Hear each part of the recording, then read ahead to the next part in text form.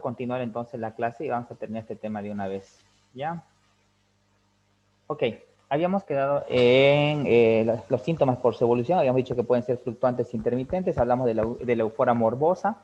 Y hablamos también de que hay síntomas que pueden ser mínimos, pero con una alteración estructural de base grande. Por ejemplo, un tumor frontal gigante apenas da pequeños síntomas cuando son generalmente frontales. Pero cuando están en otra localización, como por ejemplo en región temporal o son occipitales, la sintomatología es marcada, peor si está en tronco, ¿no? Ahora, vamos a ver algunas clases de enfermedades. Por ejemplo, enfermedad larvada. Dice con síntomas y aspectos de otra. Es decir, puede tener una sintomatología mínima o una sintomatología muy escasamente dada, que se puede dar en varias patologías, como por ejemplo la desnutrición calórico-proteica, el marasmo, por ejemplo, que paralelamente este paciente puede tener mínimos escasos síntomas de tos, y cuando vos le haces una vaciloscopía, el paciente está con una tuberculosis, ¿ya? Entonces, o una enfermedad larvada más típica, miren. ¿Cuántos de ustedes conocen Riberalta, Guayanamerín? Ustedes saben que allá es la flor de la malaria. Y una vez que le da malaria, por ejemplo, a la persona, y ahí, por ejemplo, el Plasmodium vivax, bueno, en realidad hay 4 especies de Plasmodium, pero el que más da ya, por ejemplo, es de Plasmodium vivax. Este Plasmodium te da la enfermedad, fiebre intermitente, fiebre terciana se llama, fiebre terciana, hace tratamiento y te curas de la enfermedad en teoría. Pero viene una etapa larvada de la enfermedad donde no sentís síntomas, casi nada, no sentís nada, por el tema de que a nivel, a nivel del hígado se presentan lo que son los famosos hipnozoitos, que son una especie larvada justamente de este parásito, y que luego el paciente después de 2 años, 3 años, vuelve a presentar otra vez, ¿no?, la malaria. Entonces se llama enfermedad larvada. La enfermedad latente, lesiones sin sintomatología, por ejemplo, en la tuberculosis. Siempre me viene a la mente cuando menciono esto, de un paciente que tenía hace unos años atrás, que tenía 12 años el pobre muchacho. Imagínense, 12 años, y yo lo atendí por una lesión que le salió una caracha, en otras palabras, para que lo entiendan ustedes, en la pierna, en la región anterior de la pierna. Primeramente lo curé, sanó sin molestias, y después otra herida le salió más arriba, y después otra en el muslo, otra en la mano. Ya yo a la tercera herida, uno tiene que pensar, ¿por qué le está saliendo más heridas a este niño? No es porque tenga, digamos, una bacteria por ahí sencilla. Así que le hicimos cultivo de la herida, y pues salió que era tuberculosis. Entonces, no tenía sintomatología, solamente las lesiones. Ya, o en el caso de la sífilis, que ya no se ve actualmente sífilis, pero la sífilis era igual así. ¿Ya? Bueno, enfermedad cíclica de evolución típica. Por ejemplo, ustedes, el famoso COVID, ustedes saben, por ejemplo, que en el COVID empieza su sintomatología aguda con prodromos en la fase aguda, entre 5 a 6 días, empieza la fase 2, donde el paciente mejora, y en la fase 3, donde el paciente entra en la fase crítica a nivel del día 9, y si va mal, muere el día 12, 13, 14, o si va bien, pues recupera el día 15. Entonces, esa es una enfermedad cíclica que ya más o menos sabes cómo es la evolución, aunque siempre hay casos atípicos, ¿no? Es lo que les dije anteriormente, en medicina, nunca 2 más 2 es 4. Nunca. Puede ser que tenga esa evolución cíclica típica, porque la mayoría de los pacientes evolucionan así, pero hay un pequeño porcentaje que no evoluciona así. Por eso se llama enfermedad cíclica, porque en la mayoría de los casos, pues evoluciona de una forma típica. Y enfermedad típica, pues de curso variable irregular. En el mismo dengue, otro ejemplo. El dengue, sabemos que, por ejemplo, los primeros días te da fiebre alta, deshidratación, te bota la cama, y que después de unos 4 o 5 días te mejoras y estás ahí brotando pecho, y si te va mal el 9º día, otra vez caes y ya te pones más mal. Pero, ¿qué pasa? Ese es el curso típico del dengue, dependiendo si formaste o no formaste defensas. Pero hay una fase atípica donde te puede dar miocarditis, te puede dar encefalitis, te puede dar meningitis por dengue, ¿ya? Y te puede dar síndrome de shock por dengue, que es grave, que tiene una alta mortalidad, que son enfermedades atípicas, ¿ya? Entonces eso tienen que saber ustedes, dentro de la enfermedad. Ah, sí, doctor, el paciente tiene una evolución cíclica típica del dengue. Listo. El paciente está con un dengue atípico. O de esas famosas llamadas neumonías atípicas. Ustedes cuando ya sean internos o médicos, no van a estar colocando, ¿no? Por decirle, bronconeumonía o bronquitis. Esos son ya para, qué sé yo, para estudiantes de quinto básico. Cuando ya sean ustedes internos, tienen que colocar neumonía y su clasificación. Neumonía adquirida en la comunidad, neumonía intrahospitalaria, ¿ya? O hacer neumonía adquirida en la comunidad atípica. Es decir, que el paciente no tiene la lesión regular a nivel pulmonar. ¿Listo? Y la enfermedad abortiva son aquellos que tienen muy corta duración, como por decirle, a ver, ustedes mismos que sean, ¿cuántos ustedes han tenido dengue o han tenido COVID asintomáticos, por ejemplo? Es decir, que han tenido una enfermedad abortiva. Apenas le dio una sudoración o una fibrecita un día y al día siguiente ya estaban jugando pelota. Entonces se llama enfermedad abortiva porque tiene muy corta duración y en la mayoría de los jóvenes pues el coronavirus tiene esta forma, ¿no? Esta evolución. Entonces, habíamos hablado ya de síndrome, grupo de signos y síntomas que te van a orientar a un diagnóstico, a una patología. Generalmente hay que pensar en una, ¿ya? La enfermedad se debe a una sola causa. A eso se llama síndrome. Pero actualmente ustedes van a ir al servicio de medicina interna, ustedes van a ver a un paciente, no tienen una sola patología. El paciente ingresa porque tiene un pie diabético, tiene una herida en el pie, es diabético, y encima es hipertenso, y encima más tiene otra patología, tiene por ejemplo un síndrome metabólico. Y así. Ya, pero generalmente el síndrome es cuando hay un grupo de signos y síntomas que te van a orientar a un diagnóstico determinado, como por ejemplo un pie diabético. ¿Ya? Entonces el diagnóstico, ya vámonos yéndonos al diagnóstico. El diagnóstico pues tiene que haber una identificación y conocimiento de la patología. ¿Ya? Y la clasificación del diagnóstico es la siguiente. Diagnóstico por intuición es el ojo clínico del médico. Por ejemplo, ustedes, imagínense de médicos que están en su consultorio, así como yo ahorita estoy aquí. Imagínense, entra el paciente a su consultorio, cierren los ojos y piensen. Llega un paciente y el paciente le dice, doctor, mire, ¿sabe qué? Doctor, me siento mal. Tengo una evolución de 5 días de evolución, ¿sabe qué, doctor? Y me da fiebre de hace 5 días. Me duele la cabeza fuertísima, doctor. Y me dio la temperatura, llega a 39 grados de temperatura, doctor. Me duele todo el cuerpo, doctor. Me da chuchi, escalofrío. Y la verdad, ya estoy no me dan ganas de caminar. Ya. Bueno, vos lo revisás, pase, señora, por favor, échese en la camilla. Lo revisás en la camilla, lo revisás, sí, está ardiendo en fiebre, le medís 39 de temperatura, le medís su presión 110/70, su frecuencia cardíaca está en 100, su frecuencia respiratoria está en 22, ya el paciente está caliente, lo revisás, está de mucosas deshidratadas, consciente orientado, ya le revisás a nivel pulmonar, murmullo vesicular conservado, está limpio, quiere decir, los revisás a nivel cardíaco, ruidos cardíacos rítmicos regulares, normofonéticos, abdomen blando depresible, sin megalias, sin ninguna otra característica, no aparentemente sin patologías, extremidades normales. Ya lo vieron al paciente, le preguntaron su anamnesis, no, es joven el muchacho, 20 años, no tiene ninguna patología. ¿Qué les hace pensar en su ojo clínico ahí?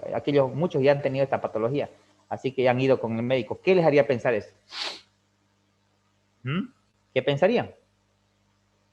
Yo nomás a ojo de buen cubero diría, sí, este paciente tiene datos de dengue. Perfecto, está aumentada su frecuencia cardíaca porque está con fiebre, seco, fiebre, 5 días de evolución, sí, sospecha de dengue. Mire, señora, ¿sabe qué? Su hijo tiene probablemente una enfermedad viral que como estamos en el medio aquí en Trinidad, pues lo más probable es que tenga dengue. Perfecto. Sí, doctor. Entonces, ya nomás un laboratorio para confirmar tus 50% les dije, 50% de la clínica y 50% del laboratorio. Le mandás el laboratorio y ya tenés un diagnóstico por intuición.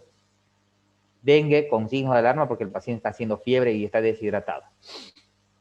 ¿Listo? Ok, entonces ese es el diagnóstico por intuición, ojo clínico. Ahora viene el diagnóstico por comparación. El mismo paciente, por comparación, es decir, tener un diagnóstico diferencial. Vos tenés que tener en mente, ya tenés que haber memorizado qué enfermedades te pueden dar ese mismo cuadro. Yo le diría, mire señora, sí, probablemente ya, Miren, aquí por ser más prudente, le decimos, aquí menos prudente, le decís, doctora, señora, lo más probable es que tenga dengue. Aquí en diagnóstico por comparación le dije, mire señora, sí, efectivamente su hijo está con una enfermedad viral. Hasta ahora, mire, vamos a hacer unos laboratorios, vamos a confirmar, pero yo le puedo decir que tiene una enfermedad tropical en estudio. Listo, hasta no tener tu diagnóstico diferencial. Entonces, al decir, por ejemplo, enfermedad tropical en estudio, vos podés estar hablando de leptospirosis, de dengue, de zika, chikungunya, fiebre amarilla, fiebre hemorrágica boliviana. Entonces ya estás abarcando, siendo más amplio. Y ya con los estudios vas eliminando de a poco y tenés, eso se llama diagnóstico diferencial o por comparación. ¿Me entienden, no es cierto? ¿Ya?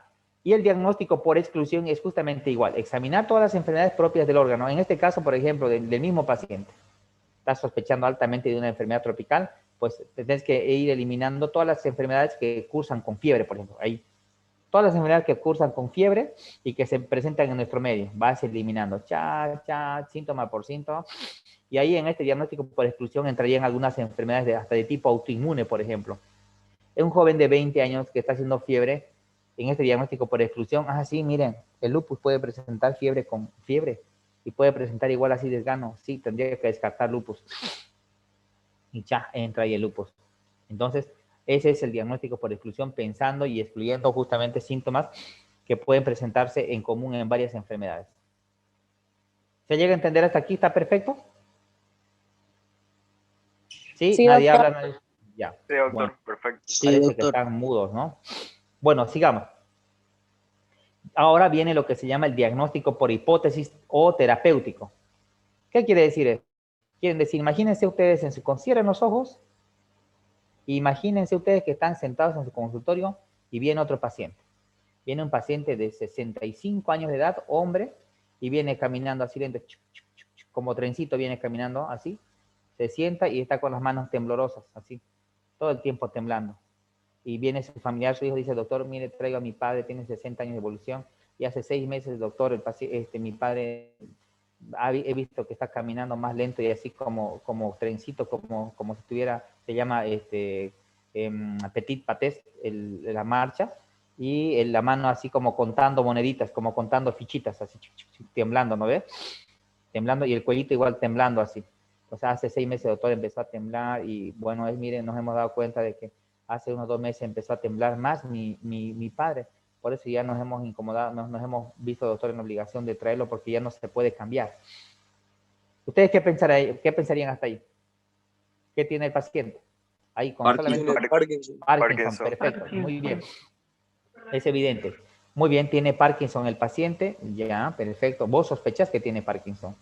No estás dándole el diagnóstico de sí, señora. Entonces, mire, vamos a darle, probablemente tenga Parkinson, le vamos a dar un tratamiento.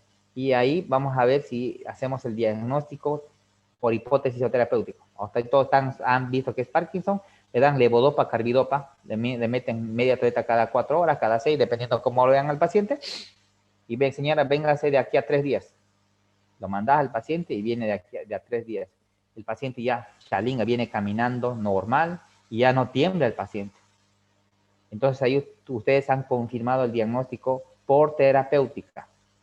Ya se llama diagnóstico por hipótesis o terapéutica. Entonces le medicaron y le fue bien, se llama prueba terapéutica, el paciente te fue bien, confirmaste tu diagnóstico de enfermedad de Parkinson, porque no todos los pacientes, porque yo a este paciente le diría si estaría por diagnóstico por comparación o diagnóstico por comparación, sobre todo le diría, este paciente tiene parkinsonismo. Hasta demostrar lo contrario, este paciente tiene parkinsonismo. Señora, mire, vamos a hacer un laboratorio diferencial, le sacaría una tomografía, una resonancia si va el caso, pero yo en mi mente, al ojo clínico, digo, así como ustedes tienen su ojo clínico, ya miren cómo tienen su ojo clínico ustedes. Al ojo de buen cubero diría, miren, 90% de diagnóstico de Parkinson.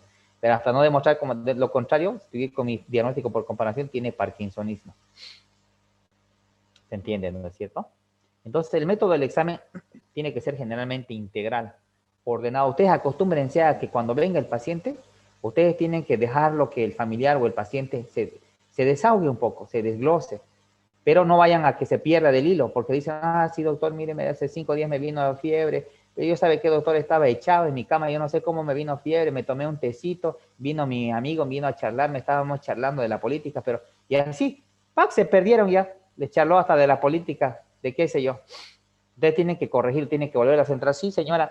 ¿Y qué más presentó? Volverla a entrar al camino. Entonces tiene que ser integral, ordenado. Cuando ustedes, ya después de que les cuenten, tienen que ir preguntándole por órganos y sistemas, decirle, así como le dije en la primera clase, necesito, ah, sí, bueno, no me olvido, bueno, señora, ¿sabe qué? ¿Y cómo anda la cabeza? Bien. ¿No le duele la cabeza? No, no me duele. ¿No ha presentado, qué sé yo, nistagmus? No ha presentado, así, buscando, digamos, relaciones con el órgano afectado, con el lugar afectado. En los pulmones, tos. ¿No ha tenido, señora, tos? ¿Falta de aire? ¿Está respirando bien, señora? O sea, preguntando por sistemas. Tiene que ser minucioso, ¿ya? Valiéndose de todo lo que tengan ustedes en su consultorio. Todo lo que su link. Bueno, miren, por ejemplo, a los internos cuando ingresan a ser internados se les pide todo, ¿no? Tiene que tener su fonendo, su tensiómetro, tiene su termómetro, su wincha para medir, por ejemplo, su cuadernillo de anotaciones, que se llama su canguro, por ejemplo, tiene que tener, su regla, por ejemplo, tiene que tener, y su bolígrafo infaltable. Entonces tiene que tener todo eso, todo el tiempo tiene que tener, y algunos medicamentos de auxilio, por ejemplo, noradrenalina, lidocaína, ¿ya? Entonces, ustedes cuando vean, cuando vayan a ser internos, pues van a darse cuenta de que realmente la medicina es muy, muy práctica, ¿ya? Y para hacer la práctica, pues tienen que tener todos los conocimientos ahí a la mano. No es que recién van a ir a adquirir conocimiento ustedes en el internado. Aquel muchacho que quiere ser buen médico y quiere sentirse un médico preparado y quiere salvar vidas de su familia, de la sociedad, algún conocido, algún amigo que lo vea, sí, oh, pucha, che, compañero, ya sos médico, te está diciendo ya que vos te preparaste realmente para atender a un paciente enfermo. Pero si vos estás ahí valiéndote otras cosas para probar, nada que ver. Así que, chicos, tienen que meterle ganas este año. Entonces le decía, anamnesis, bueno, los recursos de la exploración, ¿cuáles son? Una buena anamnesis, el interrogatorio, lo que les decía, una buena inspección, mirar al paciente de pies a cabeza, mirarle todo, mirarle la cara, su actitud, su desenvolvimiento, su elocuencia para hablar, cómo está hablando. Ya luego vas a la palpación en algún órgano. Si vas por órgano, vas palpación, percusión, auscultación y exámenes paraclínicos. Entonces el diagnóstico siempre viene a ser del síntoma o del signo, ¿ya? Entonces cuando llega un paciente al hospital, una vez de que el interno y el residente, por ejemplo, han hecho su historia clínica, chacha, llegan a un diagnóstico sindromático. Por decirle, llega un paciente, imagina otro paciente, llega un paciente que no orina hace varios días atrás, nada de orina y empezó a hincharse el paciente y pues está desmatizado, está con su presión alta y el interno lo revisa. Ya puede colocarle más detalles si quieren. Pueden colocarle disminución de murmullo vesicular, pueden colocarle edema Godet 3 cruces a nivel de miembro inferior y llega un diagnóstico sindromático que dice injuria renal aguda. Ah, mira, es una injuria renal aguda, es un diagnóstico sindromático. Ahora vas a buscar vos el diagnóstico anatómico. Si esa injuria renal aguda puede ser porque un cálculo se enclavó o puede ser porque tenga, por ejemplo, eliminación de proteínas y tenga un síndrome nefrótico. Ya tratás de llegar a un diagnóstico anatómico si es, por ejemplo, por obstrucción, y un diagnóstico etiológico sería, por ejemplo, ya el síndrome nefrótico o nefrótico nefrítico, su diagnóstico etiológico. Y su diagnóstico por capacidad funcional, ahora, chicos, no se olviden, actualmente a partir del año 2000 más o menos, todo se clasifica por escalas. Ya por escalas, por score, todo viene por score. Así que tienen que ser buenos para la memoria. Tienen que ser muy buenos, excelentes para la memoria. Y el diagnóstico de la capacidad funcional, por ejemplo, te dice, bueno, el paciente está con un síndrome nefrótico con una escala de Akin 3. Y automáticamente el médico de planta ya sabe ya de que ese paciente, por ejemplo, ha ido tan rápido su deterioro de la función renal que no ha llegado ni a 24 horas, en 12 horas, y está totalmente anúrico que no orina ni 100 ml en 24 horas. Automáticamente el médico cuando le dicen Akin 3 ya tiene que saber. Esto para estar evitando de que el interno o el residente diga, doctor, no orina hace 24 horas, no. Diagnóstico etiológico, paciente está con una injuria renal, Akin 3. O, por ejemplo, en una neumonía, paciente está con una neumonía ATS2, ATS3. Y así cualquier score. Doctor, disculpe que lo moleste, no se oye Sí. su voz. A ¿Se ver, oye bien? ¿se oye bien? Se oye. ¿Se escucha bien? ¿Se escucha? Sí, se oye bien. Claro. Silencio, Escucha bien, doctor. silencio, silencio, vamos a continuar con más adelante de la compañía. Ok, sigamos. Entonces, tenemos aquí los diagnósticos, los tipos de diagnóstico. Tenemos el diagnóstico diferencial, ¿ya? Esto es lo que ocupamos. Todo lo que les mencioné son tipos de diagnóstico. Lo que ocupamos en el hospital, por ejemplo, nosotros, ¿ya? Es el diagnóstico diferencial, el diagnóstico presuntivo clínico y el diagnóstico patológico definitivo, ¿ya? Esto es lo que muchos hospitales hacen. Ya en algunos servicios, por ejemplo, del mismo hospital, usan el diagnóstico sindromático, anatómico y etiológico y capacidad funcional. ¿Ya? Y otros servicios usan el diagnóstico, por ejemplo, emergencia usa, bueno, en emergencia no se puede llegar a un diagnóstico etiológico ni definitivo, pero usan el diagnóstico diferencial y presuntivo hasta mientras está en la emergencia, por ejemplo. ¿Ya? Entonces, diagnóstico diferencial analizan todas las patologías capaces de generar ese síndrome. Diagnóstico clínico presuntivo se llega a partir del anterior. Y el definitivo, pues confirmando con algunos exámenes complementarios, o en este caso con un signo patognomónico. ¿Listo? Por decirles, si ustedes ya miren, aquel chico que me ha grabado y que ya lo tiene en la clase anterior, por ejemplo, un signo patognomónico, el signo de Faguet, o las manchas de Koplik, por ejemplo. Patognomónicos que te orientan a una patología determinada. O la nariz sencilla de montar, que se presenta, por ejemplo, en la sífilis congénita. Y esas cosas tienen que aprenderse y ir sabiendo. Ya le estoy diciendo nuevamente, el que se va a formar para un buen médico, automáticamente tiene que estar tomando unos buenos apuntes que no están aquí, por ejemplo, en las diapositivas, pero tal vez el médico su docente le va a preguntar. Tiene que tener, ya no es como estar en el colegio, estito, no hay eso aquí. Tienen que estar ustedes atentos. ¿Listo? Muy bien, sigamos. Vamos a ir con el pronóstico. Entonces, el pronóstico es el juicio dado por el médico acerca de la evolución de la enfermedad. Imagínense ustedes todos unos médicos con sus mandiles, con su corbatita, están ahí teniendo la consulta externa. Bueno, perdón, en la internación ya, en este caso en la internación donde los pacientes están más graves. Y pues bueno, tienen un paciente, miren, imagínense, ustedes de médicos con su corbatita, de blanquito, ya son ustedes los jefes de servicio, van y pasan visita, ahí están sus residentes y sus internos escuchándolo, y ven a un paciente mal, ahí en la cama echado un paciente mal, con un Glasgow de 3.15 dentro de la clasificación de Glasgow, el paciente está somnoliento, su presión está en 6.4, su frecuencia cardíaca está en 100, el paciente está haciendo gasping, es decir, que la respiración está totalmente alterada, el paciente va a hacer paro. Vos salís ya, bueno, le decís, por favor, hagan lo que tengan que hacer, le decís vos al jefe de residentes y vos te salís de la sala y vas a hablar con la familia. Y la familia dice, doctor, ¿cómo? Sí, ¿qué dice? ¿Qué opina, doctor, de mis parientes? Y ahí ustedes le dicen el pronóstico. ¿Qué pronóstico tendría de todos que está ahí? Rápido.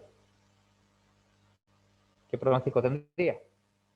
Bueno, yo médico le digo, bueno, mire, ¿sabe qué, señora? Su familiar está así, así, así, y tiene un pronóstico letal. No va a durar ni 10 minutos. Y va a empezar seguramente a hacer un paro cardiorrespiratorio y vamos a ver si llega a salir de ese paro cardiorrespiratorio. Entonces eso, y como estás legalmente ahí en la historia clínica, lo que hablaste y anotaste con el familiar, lo anotas en la historia clínica y lo haces firmar de que le estás diciendo de que justamente el paciente va a ir mal. Ya se llama pronóstico letal. Entonces el pronóstico benigno es cuando viene el paciente, así como ese paciente de 20 años, dengue, le diagnosticaste, le sacaste los análisis, confirmaste totalmente tu dengue, y su mamá te pregunta, no, sí, señora, ¿y cómo va a quedar mi hijo, señor? Tiene un pronóstico benigno, señora, bueno, 100%, curación total y rápida. Pronóstico grave, por ejemplo, vida en peligro, larga y penosa y secuelas, una diabetes tipo 2. Viene, le diagnosticas diabetes tipo 2 al paciente chalinga, porque ustedes saben que la diabetes es una enfermedad silenciosa pero maldita, dicen. Entonces el paciente viene y le decimos, sí, señora, tiene diabetes. No le va a decir, señora, usted tiene un pronóstico grave.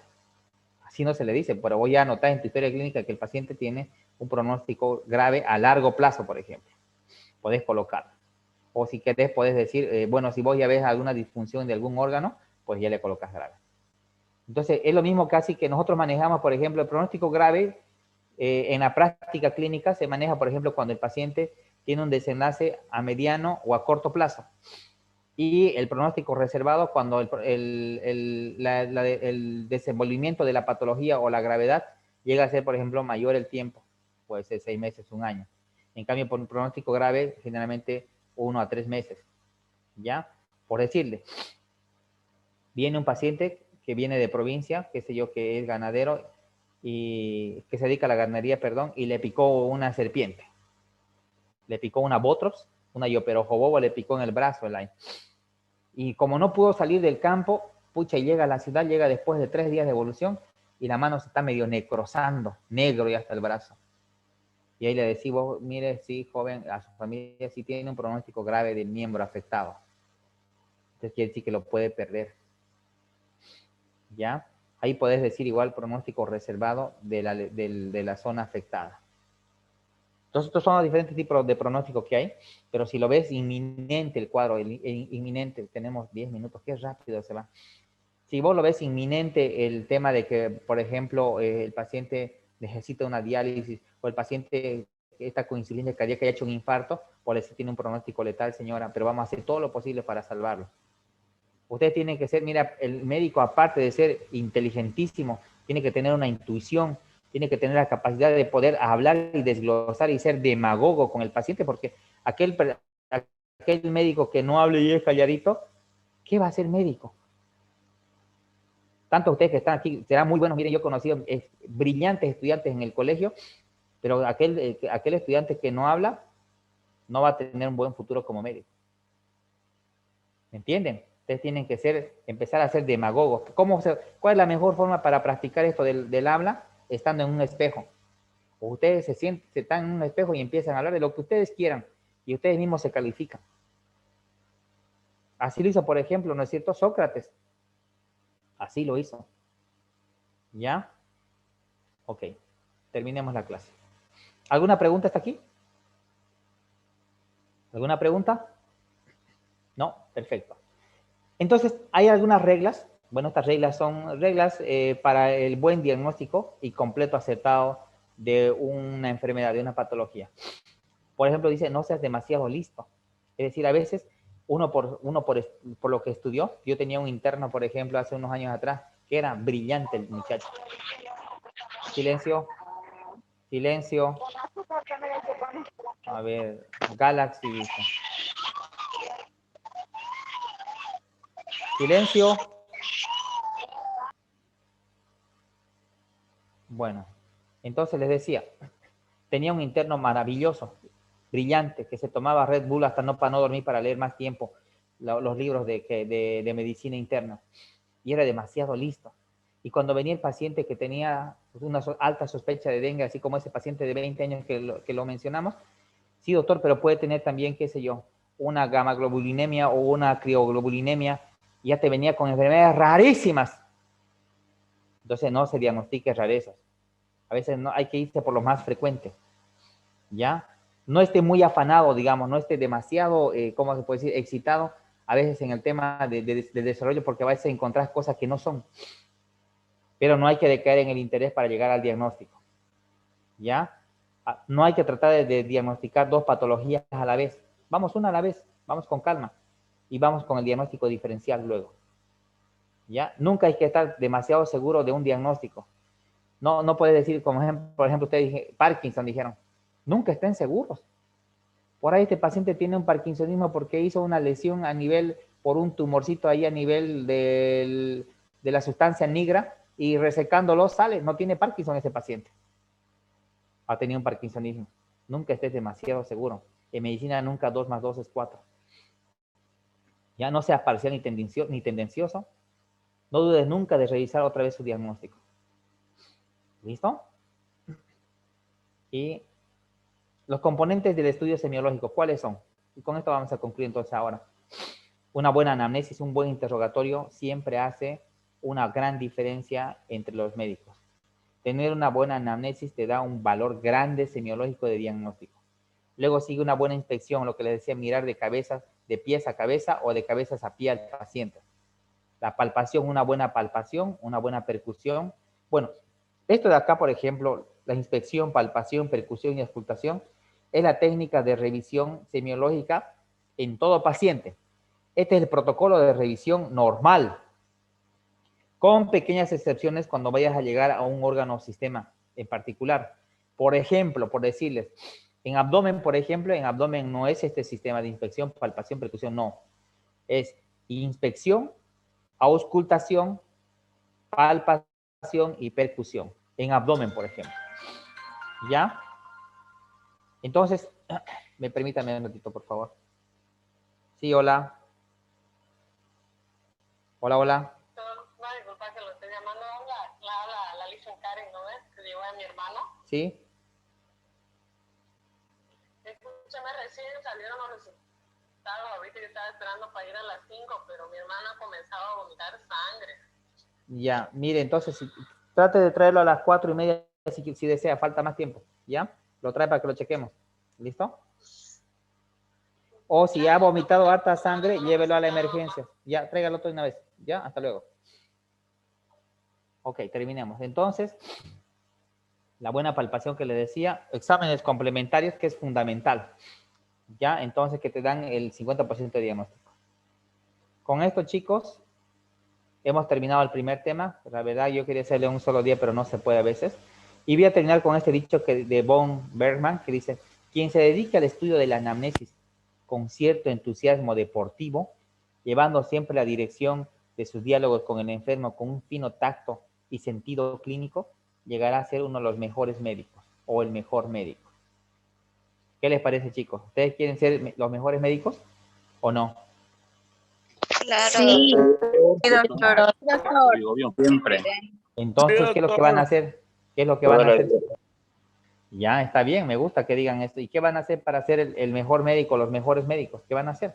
leer mucho, Ponerle empeño, doctor. Bueno, chicos, entonces... Dar los exámenes sin copiar. Sí, bueno, chicos, entonces, con esto terminamos el primer tema, pues Sí, yo los me hubiera exámenes sin gustado... copiar hay algunos de cero, pero puro copia. Doctor, una pregunta, el texto, El ¿en qué texto ya lo- fotocopiadora está? Está en la fotocopiadora de al frente, no recuerdo de donde es M&M más allácito.